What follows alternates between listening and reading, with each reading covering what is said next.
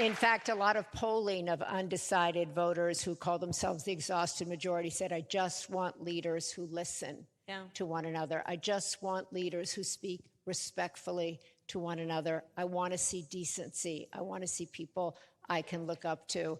And unfortunately, that's considered a new way forward as Representative Let's Cheney. do that. Let's do that. Yeah, let's do that. Let's make that a way forward. The final word, Madam Vice President, everybody I talk to says, I have to turn off the news. I can't read anything. I'm meditating. I'm doing yoga.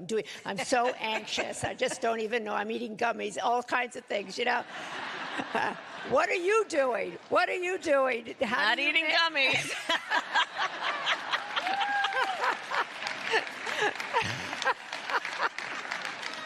Okay, we got that clear.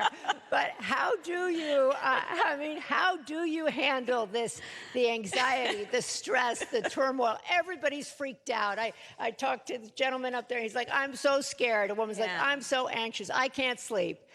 Do you sleep? I wake up in the middle of the night usually these days, so to be honest with you, but I work out every morning. I think that's really important to just kind of, mind, body, and spirit. But let me just say this. No, say more about that. But I will. I work out. I try to eat well. I love my family, and I make sure that I talk to the kids and my husband every day. Doug and I have been kind of, traveling. We're trying to cover a lot of ground, so we're not with each other every day these days. But my family grounds me in every way. But if I can just speak to what people are feeling. We cannot despair. We cannot despair.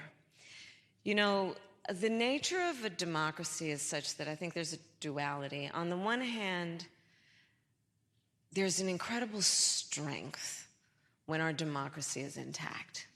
An incredible strength in what it does to protect the freedoms and rights of its people. Oh, there's great strength in that. And it is very fragile. It is only as strong as our willingness to fight for it. And so that's the moment we're in. And I say do not despair because in a democracy, as long as we can keep it in our democracy, the people, every individual has the power to make a decision about what this will be. And so let's not feel powerless.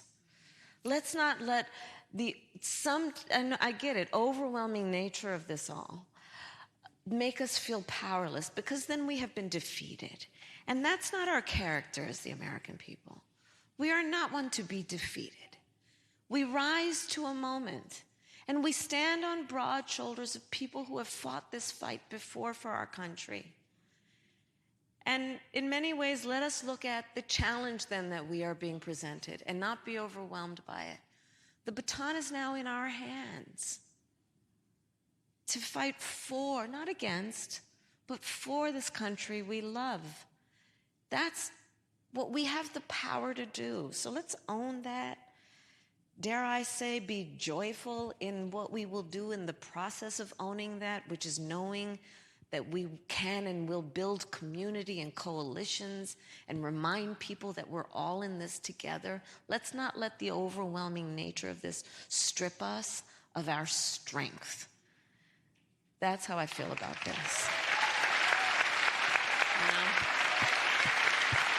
That's how I feel about this.